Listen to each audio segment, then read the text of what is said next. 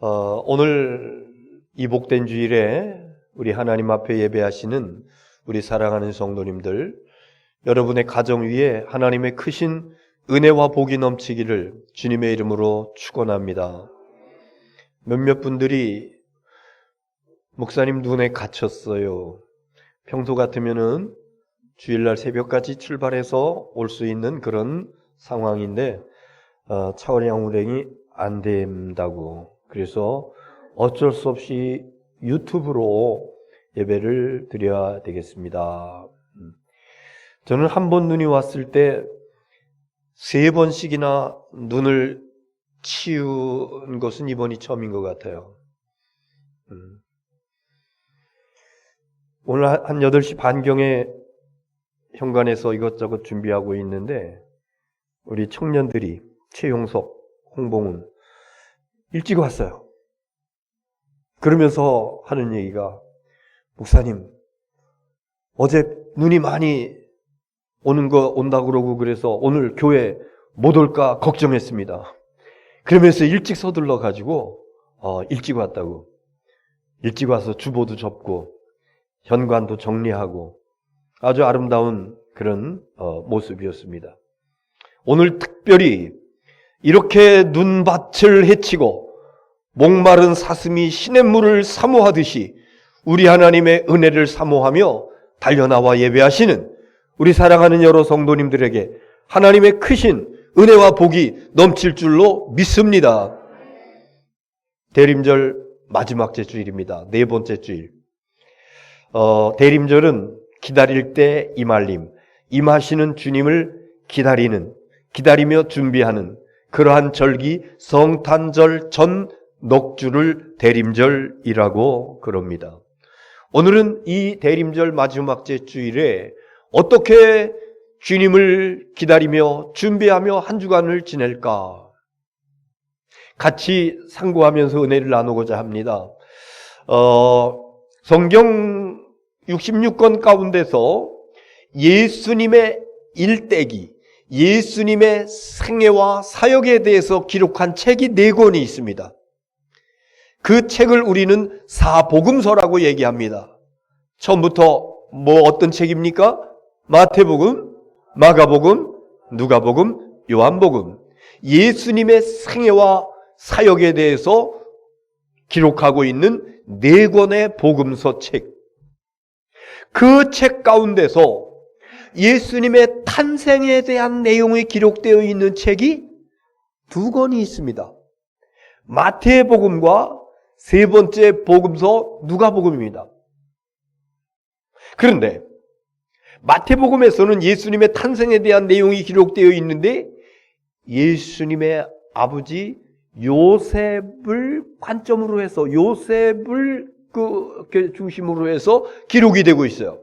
그리고 비교적으로 누가복음에서는 예수님의 어머니 마리아를 관점으로 이렇게 기록이 됐습니다. 예를 들면은요, 오늘 본문에 나와 있습니다만은 요셉에게는 꿈속에 잠을 자다가 하나님의 천사가 현몽이라고 하는 것은 꿈에 나타났다, 이런 얘기, 나타날 현자입니다. 꿈에 나타나서 이런 이야기를 해요. 마태복음의 내용이요, 누가복음의 내용에서는 꿈이 아니라 실제로 좋은 소식을 전하는 가브리엘 천사가 마리아에게 직접 나타나가지고 수태고지, 내가 아이를 가졌다라고 하는 이야기를 전합니다. 그래서 복음서 중에서 특별히 이 2 복음서만 예수님의 탄생과 관련되어진 기사를 기록을 하고 있는데, 마태복음은 요셉을 관점으로, 누가복음은 마리아를 관점으로 기록이 되었다. 그래서 오늘 성서일과 복음서 말씀은 마태복음 1장입니다. 마태복음 1장에 나타난 예수님의 육신의 아버지 요셉의 그 행적을 돌아보면서 우리가 대림절 4번째 주간을 어떻게 지낼까? 오늘 이 말씀을 상고하려고 하는 것입니다. 자, 유대인들은요, 결혼 관습이 있습니다. 3가지가 있습니다. 하나는 약혼이고, 그 다음에 정혼이고, 그 다음에 결혼입니다. 우리나라도 아시아권이기 때문에 이스라엘도 아시아권이에요. 비슷한 것 같아요. 아버지들이 만나가지고 한 잔씩 이렇게 나누면서 자네 딸 내 며느리로 주게. 아직 어린데. 그래. 내가 자네 아들 내 사위로 삼지. 아직 아들, 딸 애들이 조그말 적에 부모들이 만나가지고 뭐 이렇게 이야기 저기 하다가 그러지. 이러면서 약속을 합니다. 이스라엘도 그랬어요. 어렸을 때. 부모들에 의해서 그런 경우들이 많이 있었습니다. 이것이, 이스라엘에서는 그것을 미래의 결혼을 약속한다. 약혼. 그런데요, 그 당사자들이 이제 어느 정도 장성했어요. 그래서 실제로 결혼할 수 있는 연령이 됐어요. 그러면요, 그들이 정혼을 합니다. 정할 정자, 정혼을 합니다. 정혼을 하는 것은 뭐냐 하면은, 이제 우리가 결혼할 날짜가 되었으니 옛날에 부모님들이 주고받았던 거 이거 말고 우리 결혼합시다. 이렇게 할 수도 있고, 또 그때 옛날에 했던 그 약혼 나 하기 싫소 파기할 수도 있습니다. 그런데 정혼을 하게 되면은요, 이들은 법적으로 부부가 돼요. 그래서 여자를 아내라고 부르고 남자를 남편이라고 부를 수 있어요. 그렇지만 결혼하기 이전에는 그들이 한 집에서 살지 않습니다. 동거하지 않습니다. 그리고 그 다음에 이제 정혼을 하고 난 다음에 1년 정도의 기간을 두고 남자는 거처할 집을 마련해요. 집을 마련하고 난 다음에 그 아내의 집에 가서 아내를 모셔와요. 데리고 와요. 그리고 결혼식을 올리고, 그러면서 그때서부터 이제 이들이 같은 집에서 살고 같은 이불을 덮고 흉어물이 없는 부부로서 살아가게 되는 것입니다. 자, 오늘 본문에 나타나고 있는 요셉과 마리아, 그들은 어떤 관계인고 하니, 오늘 여기 개역 개정 성경에는 약혼이라고 되어 있는데 우리가 전에 사용하던 개역 한글 성경에는 정혼이라고 되어 있어요. 정혼. 그래서 전에 있던 성경이 좀 더 구체적으로 기록을 하고 있는 거예요. 정혼 관계. 이것이 맞는 게 왜 그러냐 하면은요, 이들은 옛날에 약속을 언제 했는지 몰라요. 그러나 정혼을 했기 때문에 법적으로 부부는 맞아. 그래서 아내라고 부르고 남편이라고 부르고, 그러나 같이 살지는 않아. 같은 이불을 덮고 자지는 않아. 그래서 정혼한 관계 속에 있는 이런 사람들. 결혼은 안 했지만은 정혼한 사이이기 때문에 마태복음 1장 19절에 보면은요, 한번 간단히 보겠습니다. 1장 19절 시작. 그의 남편 요셉은 의로운 사람이라 그를 드러내지 아니하고 가만히 끊고 자. 그의 남편 요셉은 아직 결혼도 안 했는데, 아직 집에서 같이 살지도 않는데 정혼한 사이이기 때문에 남편이라고 부르는 거예요. 20절은요. 한번 보세요. 20절. 시작. 이 일을 생각할 때에 주의 사자가 현몽하여 이르되 다윗의 자손 요셉아, 네 아내 마리아 데려오기를 무서워하지 말라. 그에게 잉태된 자는 성령으로 된 것이라. 네 아내 마리아 데려오기를, 아내라고 이렇게 지칭하고 있습니다. 그래서 이제 이들은 정혼하고 몇 달이 지났는지는 모르겠습니다만은 결혼 날짜가 카운트다운이 시작됐어요. 그래서 얼마 남지 않은 것 같습니다. 이 요셉은 얼마나 가슴이 부풀어오르고 기대가 되고 아내를 맞이할 그런 그 마음에 아주 기분이 들뜬 그런 삶을 살아가고 있었는데, 그런데 어느 날 갑자기 엄청난 사건이 이들에게 일어납니다. 여러분, 결혼 얘기를 하니까 좀 여쭤보고 싶은 것이 있는데, 여러분의 결혼은 연애 결혼을 하셨습니까? 아니면은 중매 결혼을 하셨습니까? 옛날에는 다 거의 중매 결혼이에요. 그리고 옛날에는 가까운 곳에 계시는 분들이 이렇게 서로 이렇게 만나서 결혼을 했어요. 근데 이제 점점 시대가 바뀌어가면서 연애 결혼을 하는 분들이 많이 있고, 그리고 이제 먼 곳에서 서로 이렇게 먼 곳에 있는 사람들끼리 어떻게 만나서 결혼도 하고 이럽니다. 저는 어떻게 결혼했냐고요? 저는 절충식을 했습니다. 선배 목사님이 저를 소개하고 또 다른 선배 목사님이 우리 아내를 소개를 하고, 제가 강원도 영월에서 총각 전도사로 목회를 하고 있을 때 그때 이제 만나서 이제 중매로 만난 거죠. 그리고 5손가락 안에 들 만큼 데이트를 했습니다. 그리고 결혼했습니다. 6개월이 안 걸린 것 같아요. 그런데 하나님께서 맺어주신 천상 배필인 줄 믿습니다. 그렇게 알고 그렇게 믿고 지금까지 잘 살아왔습니다.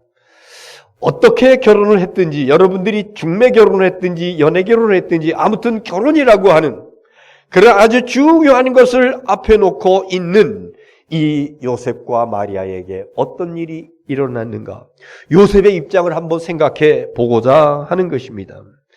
요셉이요, 머리를 죄뜯으면서 그럴 일이 없어.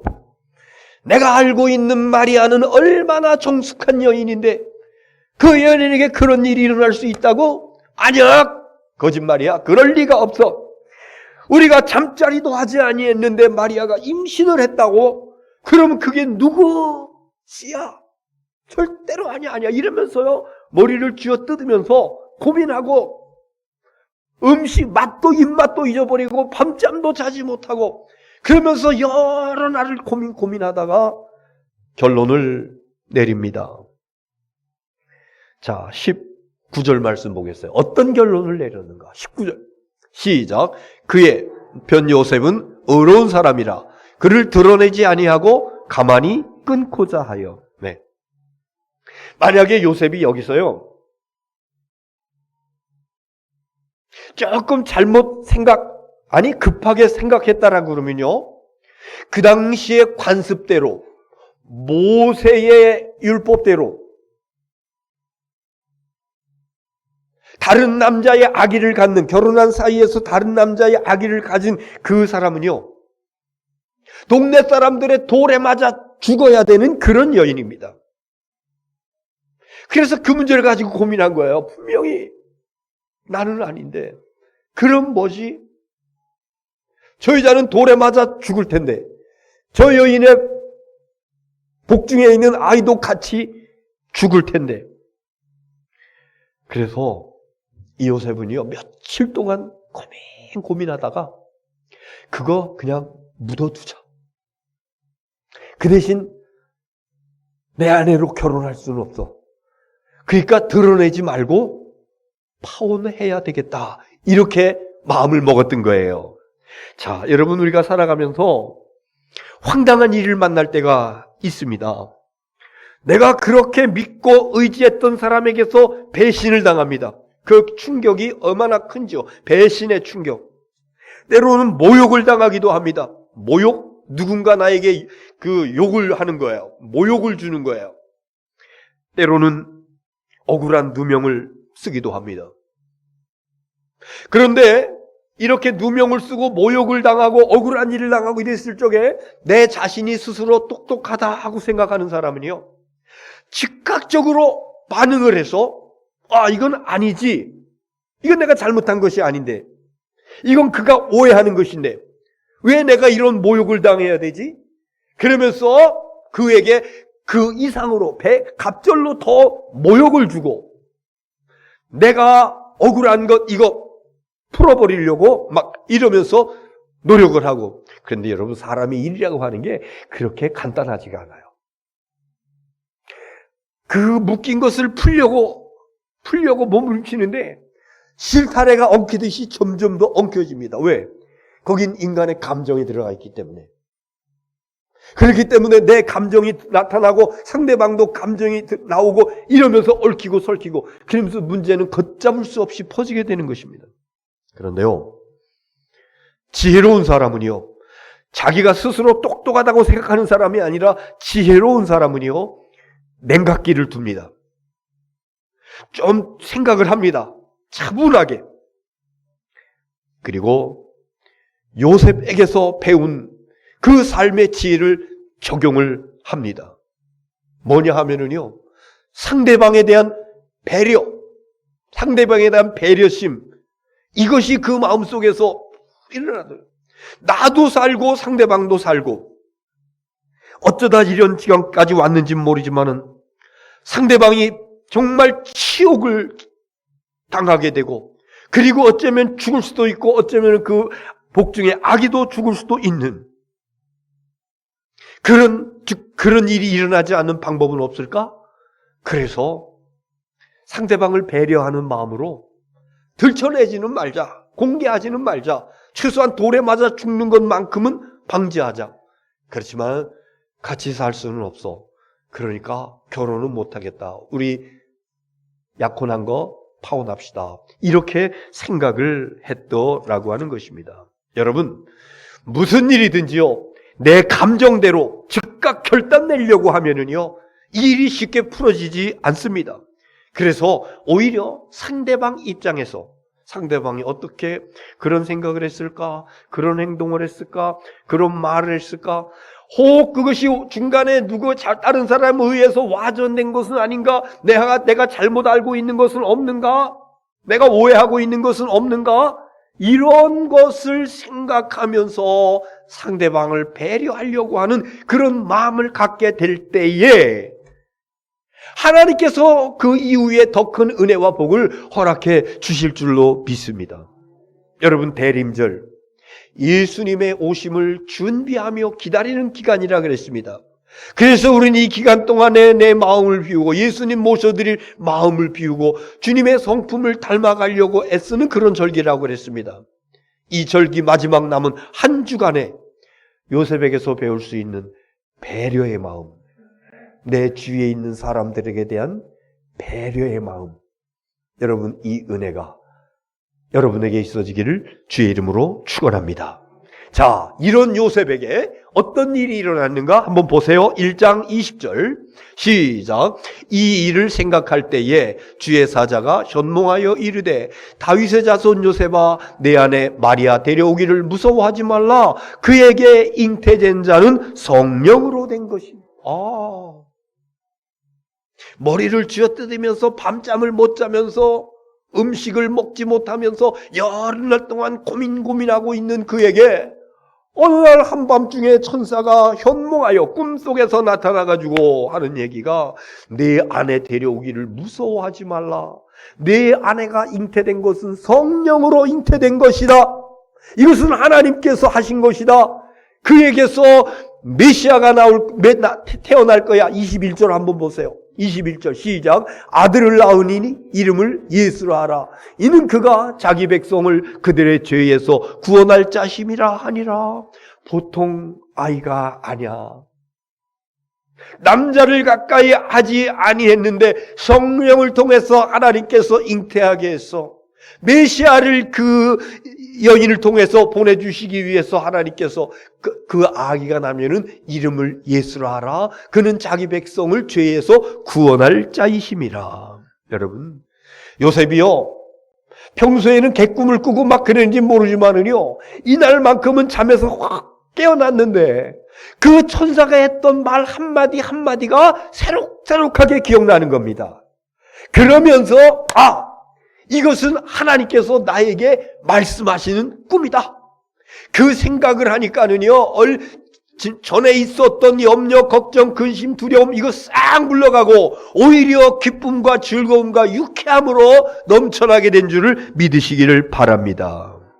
그래서 천사의 분부대로 이제 그 마리아의 집에 가가지고 마리아를 데리고 옵니다. 그리고 결혼을 하고 집에서 같이 먹고 자고 한 이불을 덮고 살게 되는데, 그런데 오늘 말씀은 아기를 낳기까지 동침하지 아니했다. 하나님의 아들이야. 메시아로 오시는 분이야. 그분을 우리 아내가 성령을 통해서 잉태했어. 그러면서 아기가 낳기까지 절제했던 이 사실을 기록을 하고 있는 것입니다. 그래서 요셉, 첫째 그는 배려의 사람이었고, 그 다음에 요셉은 어떤 사람이었는가? 두 번째는 어떤 사람이었는가 하니,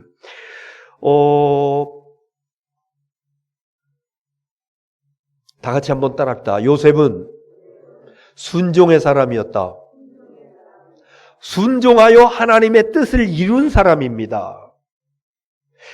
그 사실을 몰랐을 때에는 걱정하고 근심하고 염려하고 그랬지만은, 그러나 천사를 통해서 하나님께서 성령을 통해 임신하게 하셨고 메시아를 잉태했고, 그리고 그는 예수라 이름할 것이고 이 백성들을 죄에서 구원할 자심이라 라고 하는 지시를 받았을 적에 더 이상 거기에 대해서 염려하지 아니하고 걱정하지 아니하고, 옳습니다, 아멘입니다, 제가 순종합니다, 저희 아내는 정결한 여인입니다, 그러면서 하나님의 뜻에 전적으로 순종했다고 하는 것입니다. 여러분, 이 대림절 네 번째 주일에 우리가 주님을 맞을 준비를 하면서 해야 될 것 가운데 또 하나가 순종. 그런데 누가 순종할 수 있느냐? 다 같이 따라하겠습니다. 순종은 믿는 사람이 할 수 있다. 예, 길 가는 사람 붙잡고 이러저러 하나님의 말씀이 이렇습니다. 무슨 소리야? 말도 안 되는 소리야. 그러나 믿음의 사람들에게, 예수 그리스도를 영접하고 하나님의 자녀가 된 믿음의 사람들에게 하나님의 말씀을 이야기를 하면, 그러면 아멘입니다, 옳습니다. 그러니까 순종은 누가 하는 것이냐? 믿음의 사람들이 순종하게 되는 줄로 믿습니다. 사실은요, 원수마귀는요, 우리들에게 의심의 마음을 가져줘요. 아마도 요셉에게, 아니 성령으로 잉태됐다니, 나는 이 땅에 태어나서 듣지도 못하고 보지도 못하고 남자를 가까이 하지 아니했는데 아이를 가질 수가 있다고? 말도 안 되는 소리 하지 마라. 의심할 수 있습니다. 원수 마귀는 굉장히 이성적인 인간에다가 이런 생각을 가다 줄 수가 있습니다. 그러나 인간의 이성은 그렇게 판단하고 생각한다 할지라도 성경의 말씀, 하나님의 말씀은 성령께서 하시면, 하나님께서 하시면 능치 못할 일이 없다고. 그러니까 믿음을 가지고 있었던 요셉은 아멘입니다, 제가 이 여인을 아이를 낳기까지 보호하겠습니다, 이러면서 하나님의 뜻에 순종하게 된 줄로 믿습니다.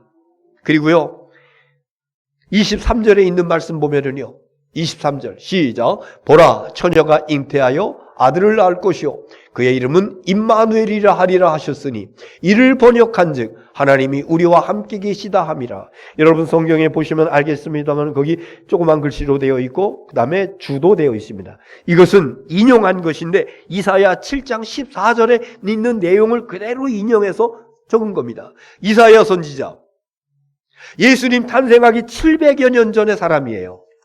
하나님께서 이사야에게 감동을 주셔가지고 예수님 탄생하기 700여 년 전에 처녀가 아기를 낳을 것이야. 이 아기를, 그분이 바로 메시아야, 임마누엘이야, 하나님이 항상 우리와 함께 계셔, 이 일을 위해서 오시는 분이야. 이렇게 이사야를 통해서 예언하셨던 말씀이 지금 요셉의 가정에서 일어나고 있는 것입니다.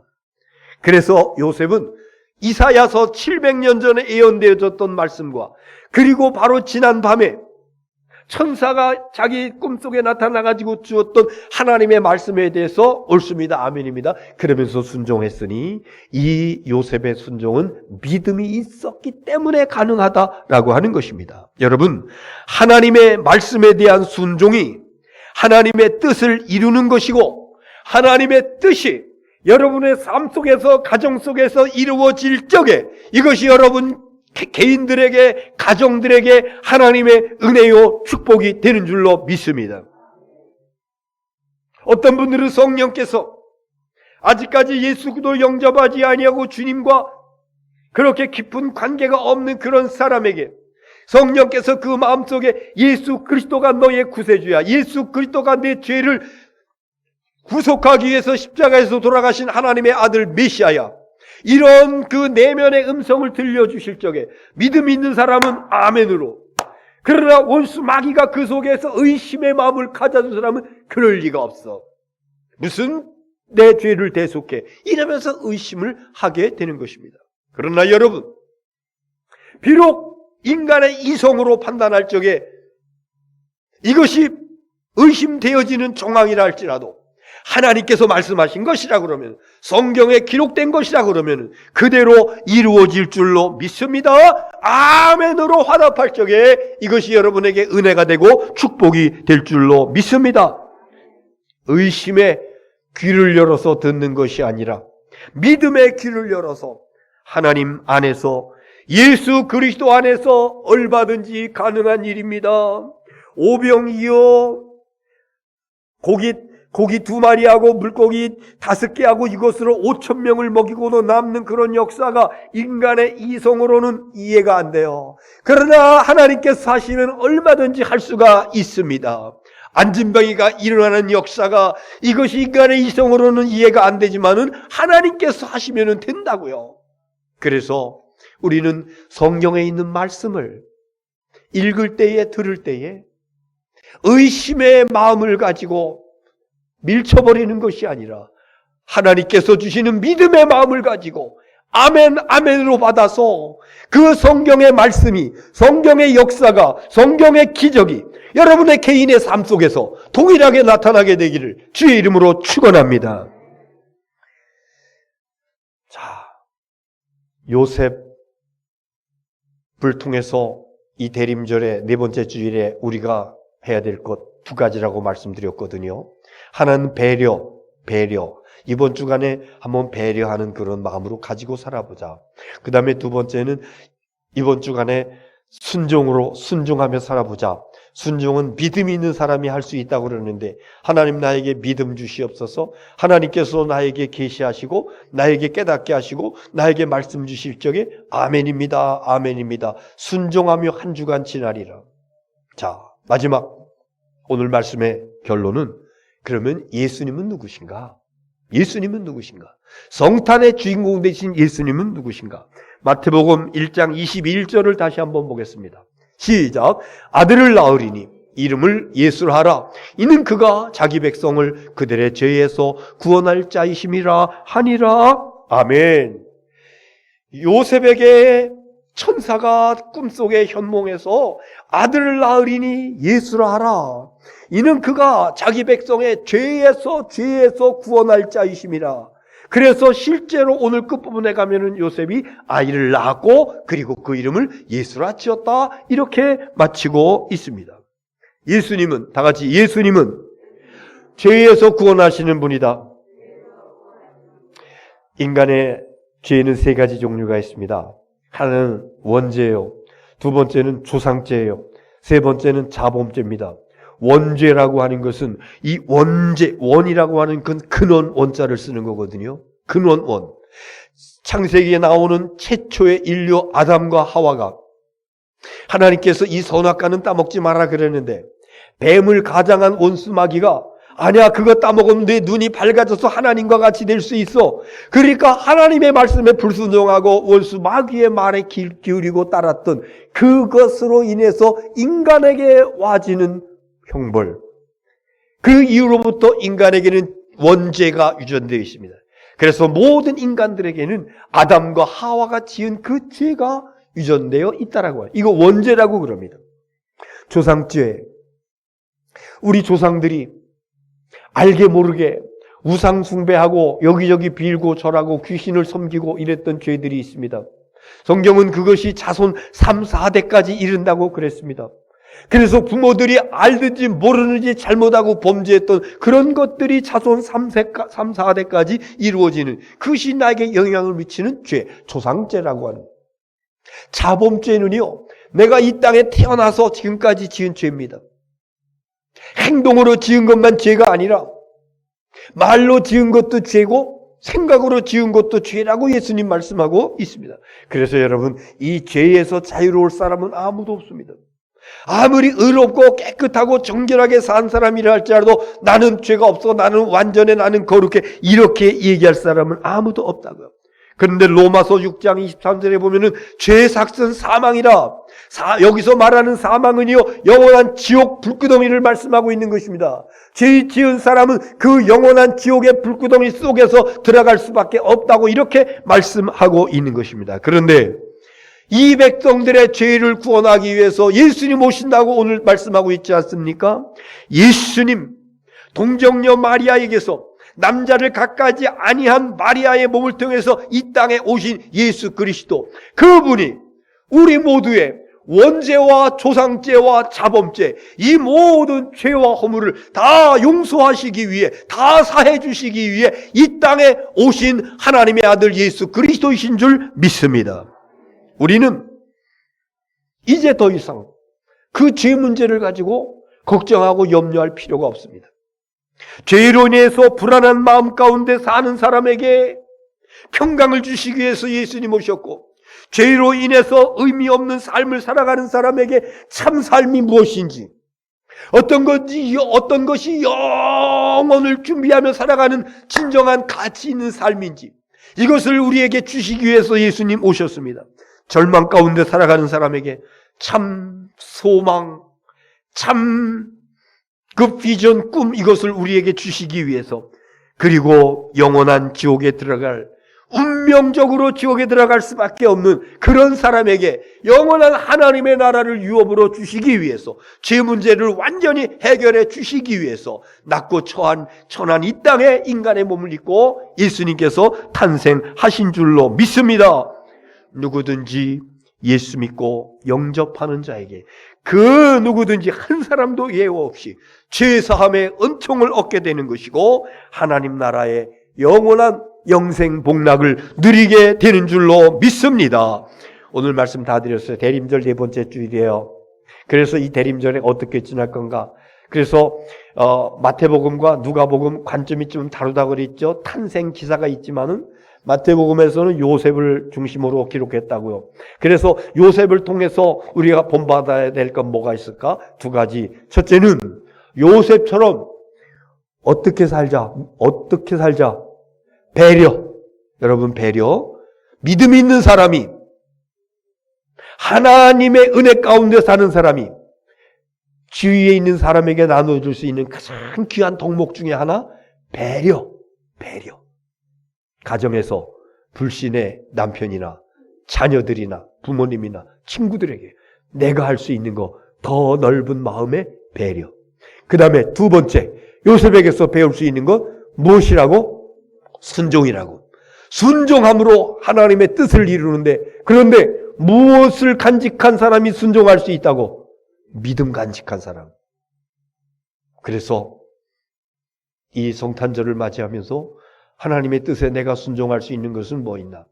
순종하지 못해서 내 스스로 아니라고, 이건 아니지, 내가 이렇게 사는 건 아니지, 그래 하면서도 하나님께서 나에게 자꾸만 너 그거 아니잖아. 그럼에도 불구하고 불순종하면서도 마음에 뭔가 여기 남아있는 것이 있어가지고, 그러나 하나님께서 여러분의 심령 속에 믿음 주시면은 순종함으로 주님의 뜻을 따를 수가 있는 줄로 믿습니다.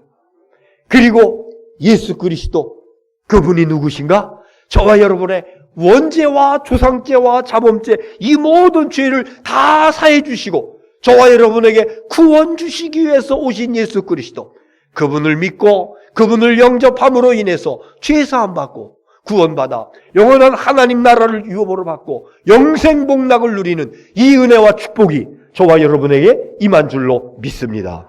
기도하겠습니다.